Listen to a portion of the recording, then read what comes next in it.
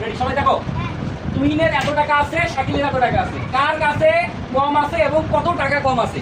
এখানে কয়টা কোশ্চেন করছে? দুইটা। প্রথম কোশ্চেন হচ্ছে কার টাকা কম আছে। তাহলে আমরা এখানে কিন্তু ডিরেক্ট বলতে পারি এটা বেশি এটা কম, তাই না? কিন্তু তখন কি উত্তরটা সঠিক হবে?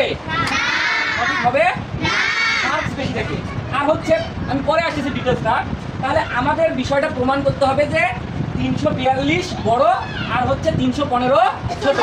এইটার জন্য আমাদের স্থানীয় অঙ্ক পদ্ধতি আমরা ব্যবহার করব। কি পদ্ধতি? স্থানীয় অঙ্ক পদ্ধতি, তাই না? তাহলে আমাদের স্থানীয় অঙ্ক পদ্ধতি ব্যবহার, অর্থাৎ আমরা সব থেকে বড় স্থানীয় অঙ্কটা দেখবো। কোনটা দেখবো? সব থেকে বড় স্থানীয় অঙ্ক এখানে কত? শতক স্থানীয় অঙ্ক। শতক স্থানীয় অঙ্ক আছে কত? এখানে শতক স্থানীয় অঙ্ক আছে কত? তাহলে দুইটা সমান। আমরা কি সিদ্ধান্ত নিতে পারবো? পারবো না। তাহলে আমরা দেখবো এরপরে তার থেকে ছোট স্থানীয় অঙ্ক কত আছে? এখান থেকে সিদ্ধান্ত নিতে পারবো। তাহলে আমরা এত এর দশক স্থানীয় অঙ্ক 4, এত এর দশক স্থানীয় অঙ্ক 1। তাহলে 4 কি বড়, 1 ছোট। তাহলে 4 বড়, তার মানে এই সংখ্যাটা কি হবে? বড় হবে।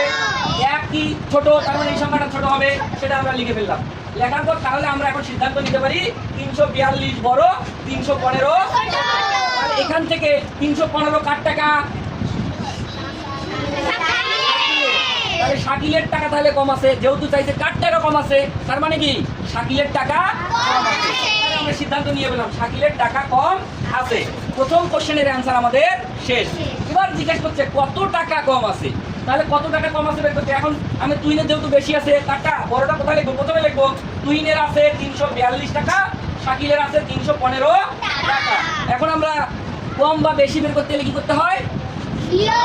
বিয়োগ করতে হয়। তার মানে আমরা বিয়োগ চিহ্ন দিয়ে বিয়োগ করবো। তো বিয়োগ করলে হয় কত?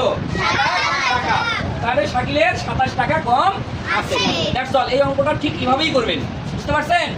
ওই সংক্ষেপে কোনো নিয়মে যাবেন না, ভুল হয়ে যাবে, যেহেতু দুটো কোশ্চেন করছে, বুঝতে পারছেন? আর আপনাদের সিলেবাসে এই জিনিসটা আছে যে স্থানীয় অঙ্কের মাধ্যমে ছোট বড় মান নির্ণয় করা, বুঝতে পারছেন?